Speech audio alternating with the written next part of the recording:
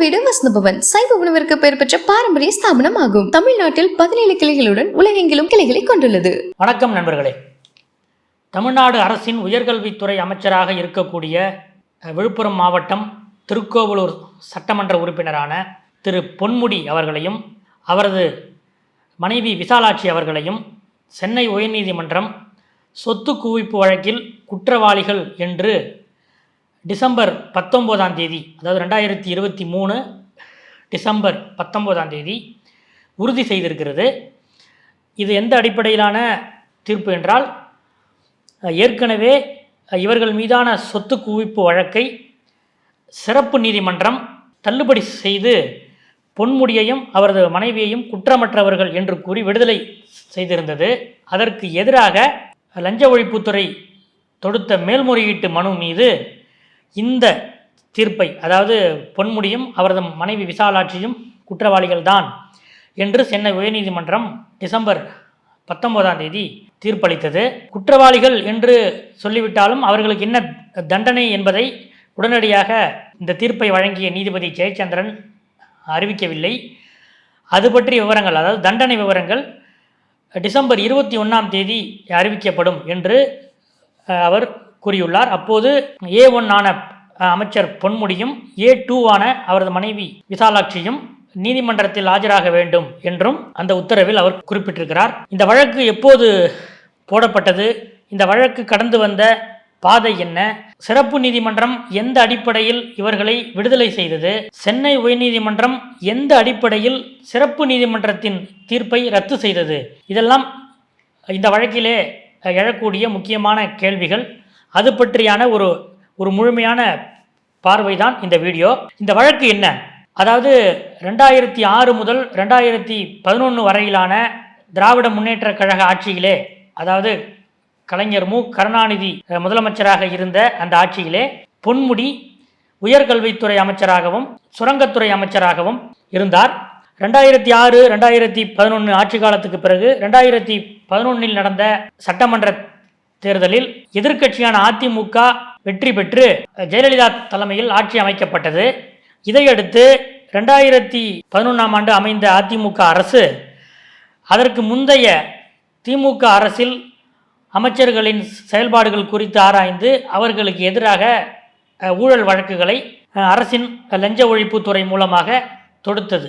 அந்த வகையில் 2011ஆம் ஆண்டு செப்டம்பர் 26ஆம் தேதி அப்போதைய முன்னாள் அமைச்சர் பொன்முடி மீது சொத்து குவிப்பு வழக்கு முதல் தகவல் அறிக்கை, அதாவது FIR பதிவு செய்யப்பட்டது. இது என்ன வழக்கு அப்படின்னு கேட்டிங்கன்னா, லஞ்ச ஒழிப்புத்துறை தனது FIRயிலே செக் பீரியட் என்று குறிப்பிடப்படுகிற காலம், அதாவது இந்த குற்றம் நடந்த காலம் அப்படிங்கிறதான் செக் பீரியட். அதாவது 2006 ஏப்ரல் 13ஆம் தேதியிலிருந்து 2010 மே 13ஆம் தேதி வரை இந்த 4 ஆண்டுகள் தான் DVAC இந்த சொத்து குவிப்பு நடந்த காலகட்டம் என்று வரையறுக்கிறது. அதைத்தான் செக் பீரியட் என்று சொல்கிறார்கள். அதாவது இந்த 2006 ஏப்ரல் 13ஆம் தேதி பொன்முடியும் அவரது மனைவி விசாலாட்சி அவர்களும் தெரிவித்த விவரங்களின்படி, அதாவது பொதுவெளியில் அவர்கள் தெரிவித்த விவரங்களின்படி, வருமான வரித்துறைக்கு தெரிவித்த விவரங்களின்படி அவர்களிடம்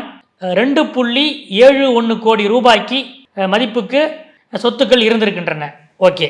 அடுத்ததாக 2010 மே 13ஆம் தேதி அன்றைய நிலவரப்படி இவர்கள் இருவருடைய சொத்துக்களின் மொத்த மதிப்பு 6.27 கோடி ரூபாய் மதிப்புக்கு உயர்ந்திருக்கிறது. அதாவது 2006இல் 2.71 கோடி ரூபாய் மதிப்பாக இருந்த சொத்துக்கள் 2010ஆம் ஆண்டு 6.27 கோடி ரூபாய் என்ற அளவுக்கு உயர்ந்திருக்கிறது. இதில் இவர்கள் இந்த இடைக்காலங்களிலே இவர்கள் வருமான வரி துறைக்கு கொடுத்திருக்கிற ஆவணங்களின்படி தங்களுக்கு கிடைத்த வருமானம், தாங்கள் செய்த செலவு, இந்த கணக்கை அவர்கள் தெரிவித்திருக்கிறார்கள், சமர்ப்பித்திருக்கிறார்கள். அந்த ஆவணங்களின்படி பார்த்தால் 1.7 கோடி ரூபாய்க்கு கணக்கு இல்லை. இந்த அடிப்படையில் தான் DVAC இந்த சொத்து குவிப்பு வழக்கை பதிவு செய்கிறது. அதாவது பொன்முடியும் அவரது மனைவி விசாலாட்சியும் சமர்ப்பித்த அது அரசாங்கத்துக்கு சமர்ப்பித்த தங்களது வருவாய் மற்றும் செலவு கணக்குப்படி இந்த செக் பீரியடில் இந்த குறிப்பிட்ட வருடங்களிலே அவர்கள் 1.7 கோடி ரூபாய் அந்த மதிப்பிலான வருமானத்துக்கு அந்த சொத்துக்கு அவர்களால் கணக்கு காட்ட இயலவில்லை. எனவே அந்த 1.7 கோடி ரூபாய் என்பது வருமானத்துக்கு அதிகமாக அவர்கள் சேர்த்த சொத்து என்பதுதான் இந்த வழக்கின் அடிப்படை. இந்த வழக்கு எம்பிக்கள் எம்எல்ஏக்கள் மீதான வழக்குகளை விசாரிக்கும் சிறப்பு நீதிமன்றத்திலே நடக்கிறது. அங்கே குற்றப்பத்திரிகையும் தாக்கல் செய்யப்படுகிறது. இந்த நிலையில் விசாரணையெல்லாம் நடந்து முடிந்து 2016ஆம் ஆண்டு ஏப்ரல் 18ஆம் தேதி அந்த சிறப்பு நீதிமன்ற நீதிபதி சுந்தரமூர்த்தி தீர்ப்பளிக்கிறார். என்ன சொல்றாருன்னா, இவர்கள் இருவர் மீதான குற்றச்சாட்டுகளையும் நிரூபிப்பதற்கு அரசு தரப்பு தவறிவிட்டது, போதிய ஆவணங்களை சமர்ப்பிக்கவில்லை. மேலும் இதில் A1ஆக திரு பொன்முடி அவர்களும் A2ஆக திருமதி விசாலாட்சி பொன்முடி அவர்களும் சேர்க்கப்பட்டிருக்கிறார்கள்.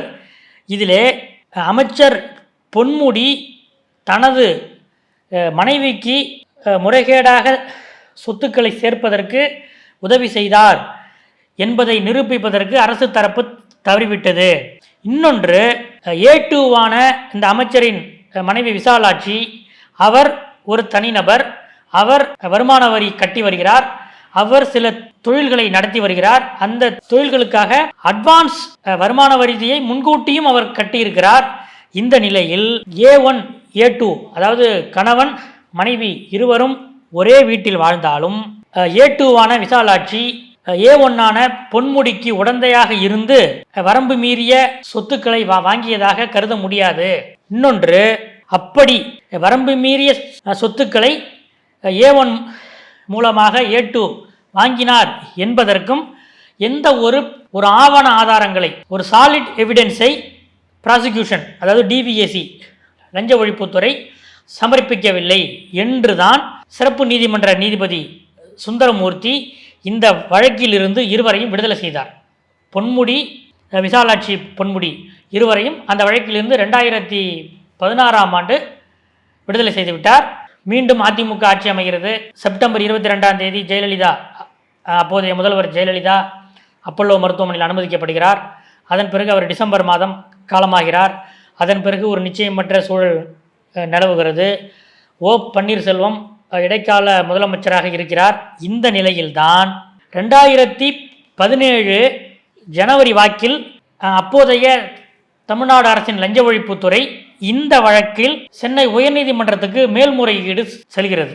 அதாவது எப்படின்னா, பொலிட்டிக்கல் கிரைசிஸ், அரசியல் நெருக்கடி நிலவிய அந்த காலகட்டத்தில் அதற்கு பிறகு எடப்பாடி பழனிசாமி அதிமுகவின் சட்டமன்ற கட்சி தலைவராக தேர்ந்தெடுக்கப்பட்டு அவர் பிப்ரவரி மாதம் 15ஆம் தேதி தான் அவர் முதலமைச்சராக பதவியேற்கிறார். அதற்கு முன்னதாகவே DVAC, அப்போதைய அதிமுக அரசின், தமிழ்நாடு அரசின் DVAC சிறப்பு நீதிமன்றம் அளித்த தீர்ப்பை எதிர்த்து சென்னை உயர்நீதிமன்றத்தில் மேல்முறையீடு செய்திருக்கிறது. இந்த மேல்முறையீட்டு மனு 2017 பிப்ரவரி 2ஆம் தேதி முதல் முறையாக சென்னை உயர்நீதிமன்றத்தில் விசாரணைக்கு வருகிறது.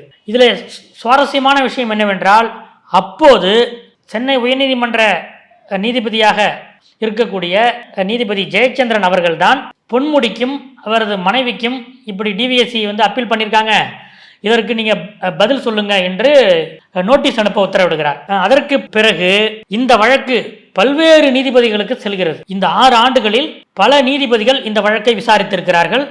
விசாரிப்பது ஒத்திவைக்கப்படுவது என்ற நீதிமன்ற நிர்வாக நடைமுறையில் இந்த வழக்கு தொடர்ந்து கொண்டே இருக்கிறது. இந்த நிலையில் கடந்த 2023 அக்டோபர் 3ஆம் தேதி நீதிபதி ஜெயச்சந்திரன் மீண்டும் MP MLAக்களுக்கான அந்த சிறப்பு நீதிமன்ற வழக்குகளை விசாரிக்கும் போர்ட்போலியோ ஜட்ஜாக நியமிக்கப்படுகிறார். 2017ஆம் ஆண்டு இந்த வழக்கு விசாரணை தொடங்கும் போது, அதாவது தொடக்க காலகட்டத்தில் DVACயோட இந்த அப்பீலுக்காக பதில் சொல்லுங்கள் என்று நோட்டீஸ் அனுப்பிய அந்த நீதிபதி ஜெயச்சந்திரன் மீண்டும் 6 ஆண்டுகள் கழித்து MP MLAக்களுக்கான சிறப்பு நீதிமன்றங்களை கவனிக்கக்கூடிய உயர்நீதிமன்ற போர்ட்போலியோ நீதிபதியாக வருகிறார்.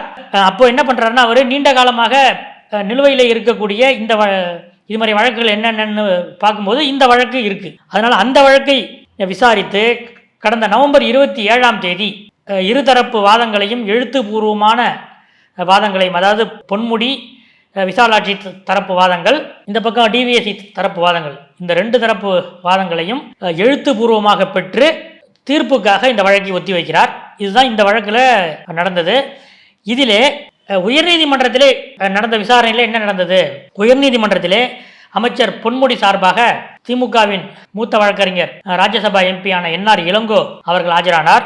பொன்முடியோட மனைவி விசாலாட்சிக்காக R பசந்த் என்கிற வழக்கறிஞர் ஆஜரானார். டிவிஎஸ்சி சார்பாக கூடுதல் அரசு வழக்கறிஞர் பாபு முத்துமீரான் ஆஜரானார். இவர்கள் சென்னை உயர்நீதிமன்றத்தில் இந்த வழக்குகளை தொடர்ந்து நடத்தி வந்தார்கள். இந்த விசாரணை நிறைவு பெற்று டிசம்பர் 19 அளிக்கப்பட்ட தீர்ப்பு, உயர்நீதிமன்ற நீதிபதி ஜெயச்சந்திரன் அளித்த தீர்ப்பில் என்ன சொல்கிறார்? முக்கியமான விஷயம் என்ன என்று கேட்டால், இந்த வழக்கிலிருந்து, சொத்து குவிப்பு வழக்கிலிருந்து அமைச்சர் பொன்முடியையும் அவரது மனைவி விசாலாட்சியையும் விடுவித்த சிறப்பு நீதிமன்றத்தின் தீர்ப்பு தெளிவாக தவறானது, வெளிப்படையான பிழைகள் கொண்டது என்று வர்ணிக்கிறார் நீதிபதி ஜெயச்சந்திரன். அவர் என்ன சொல்றாரு? விசாரணை நீதிமன்றம் லஞ்ச ஒழிப்புத்துறை சமர்ப்பித்த ஆதாரங்களை மேலோட்டமாக பார்த்து ஒரு முடிவுக்கு வந்திருக்கிறது. அதாவது A1 ஆகிய பொன்முடியும் A2 ஆகிய அவரது மனைவி விசாலாட்சியும் தனித்தனியானவர்கள். அவர்கள் ஒரே வீட்டில் வாழ்ந்தாலும் அவர்கள் இருவரும் வெவ்வேறு நபர்கள், அதாவது அவர்கள் தனித்தனியாக வருமான வரி கட்டுகிறார்கள். எனவே இந்த வழக்கில் இவர்கள் இருவரையும் ஒன்று சேர்த்திருக்க வாய்ப்பில்லை, ஒன்று சேர்க்க முடியாது என்று சிறப்பு நீதிமன்ற நீதிபதி தன்னுடைய உத்தரவில் கூறியிருக்கிறார். ஆனால் உயர்நீதிமன்றம் என்ன சொல்கிறது என்றால், இதுதான் அடிப்படை தவறு, விசாரணை நீதிமன்றம் செய்ததிலேயே அடிப்படை தவறு இதுதான். அதாவது A2 விசாலாட்சி என்பவர் மீது எதற்காக அவர் A2 ஆகிறாரு? இந்த வழக்கிலே அவர் A1 ஆகிய பொன்முடிக்கு மனைவியாக இருக்கின்ற காரணத்தால் தான் அவர் இந்த வழக்கிலே A2 ஆக இருக்கிறார். அந்த அடிப்படையில் இருவரையும் தனித்தனி நபர்களாக எப்படி கருத முடியும் என்று சென்னை உயர்நீதிமன்றம் கேள்வி எழுப்பியுள்ளது. மேலும் A1 ஆன அமைச்சர் பொன்முடி பொது ஊழியராக இருப்பதால் அவருடைய அறியப்படாத சோர்ஸ்கள், அதாவது அன்னோன் சோர்ஸ்கள் மூலம் அவர் சம்பாதித்த சொத்துக்களை A2 ஆன விசாலாட்சி தான் வைத்திருப்பார் என்பதை விசாரணை நீதிமன்றம் எப்படி புரிந்து கொள்ள தவறிவிட்டது, எப்படி அணுக தவறியது என்று உயர்நீதிமன்ற நீதிபதி ஜெயச்சந்திரன் கேள்வி எழுப்புகிறார். இது மட்டுமல்ல, குறிப்பிட்ட இந்த செக் பீரியடில், அதாவது 2006 ஏப்ரலில் இருந்து 2010 மே வரையிலான அந்த இந்த சொத்து குவிப்பு நடந்திருப்பதாக லஞ்ச ஒழிப்புத்துறை குற்றம் சாட்டுகிற அந்த காலகட்டத்தில் A2 ஆன விசாலாட்சி பொன்முடி அவர்கள் ஈட்டிய வருமானங்களுக்கும் அவர் வாங்கிய சொத்துக்களுக்கும் என்ன ஆதாரம் என்பதை முதலில் விசாரணை நீதிமன்றம் ஆராய்ந்திருக்க வேண்டும். ஆனால் A2 விசாலாட்சி தனியாக பிஸ்னஸ் செய்கிறார், அவர் அட்வான்ஸ் இன்கம் டாக்ஸ் செலுத்தியிருக்கிறார் என்றெல்லாம் சொன்ன சிறப்பு நீதிமன்றம் இன்னொரு விஷயத்தை கவனிக்க தவறிவிட்டது. அதாவது டிவிஎஸ்சி சார்பில் கொடுக்கப்பட்ட ஆவணங்களிலே என்ன இருக்கிறது என்றால், இந்த செக் பீரியடில், அந்த 2006 to 2010 A2 ஆன விசாலாட்சி பொன்முடி அவரது பெயரில் வாங்கிய சொத்துக்கள் அல்லது அவர் ஈட்டிய வருமானம், இதையும் அவருடைய விவசாய வருமானத்தையும் ஒப்பிட்டால் அவர் அந்த சொத்துக்களை வாங்குவதற்கு இணையான அல்லது போதுமான அளவுக்கு இவர் வருமானம் ஈட்டவில்லை என்று டிவிஎஸ்சி ஆதாரங்களை கொடுத்திருக்கிறது. ஆனால் அதை சிறப்பு நீதிமன்றம் அந்த ஆதாரங்களை புறக்கணித்து விட்டது என்று நீதிபதி ஜெயச்சந்திரன் குறிப்பிடுகிறார். இதையெல்லாம் சுட்டிக்காட்டி நீதிபதி ஜெயச்சந்திரன் என்ன சொல்கிறார் என்றால், ஒரு வழக்கில் ஏற்றுக்கொள்ளப்படக்கூடிய அல்லது ஏற்றுக்கொள்ள வேண்டிய அளவுக்கு பொருட்டான ஆதாரங்கள் ஒரு விசாரணை காலத்தில் ஒரு விசாரணை மன்றத்தால் புறக்கணிக்கப்பட்டால் அல்லது மறுதளிக்கப்பட்டால், அதன் அடிப்படையில் வழங்கப்பட்ட தீர்ப்பில் குற்றம் சாட்டப்பட்டவர் ஏதேனும் குற்றத்தை செய்திருக்கிறாரா இல்லையா என்பதை மறுபரிசீலனை செய்ய வேண்டிய ஆராய வேண்டிய கடமை மேல்முறையீட்டு நீதிமன்றத்துக்கு உள்ளது. அந்த அடிப்படையில் சென்னை உயர்நீதிமன்றம் சிறப்பு நீதிமன்றத்தின் அந்த விசாரணையையும் டிபிஎஸ்சி அங்கே கொடுத்த ஆதாரங்களை விசாரணை நீதிமன்றம் முழுமையாக ஆராய்ந்து ஏற்கவில்லை என்ற காரணத்தால் இந்த உயர்நீதிமன்றம் சிறப்பு நீதிமன்றம் அளித்த உத்தரவை ரத்து செய்கிறது. A1 A2 ஆகிய இருவருமே இதில் குற்றவாளிகள் தான் என்று உயர்நீதிமன்றம் முடிவு செய்கிறது என்று நீதிபதி ஜெயச்சந்திரன் தனது தீர்ப்பிலே குறிப்பிட்டிருக்கிறார். இதற்கான தண்டனையை டிசம்பர் 21 வழங்குவதாகவும் அவர் அறிவித்திருக்கிறார். இதுதான் இந்த வழக்கு கடந்து வந்த பாதை. நன்றி. மின்னம்பலம்.com தமிழின் முதல் மொபைல் பத்திரிகை.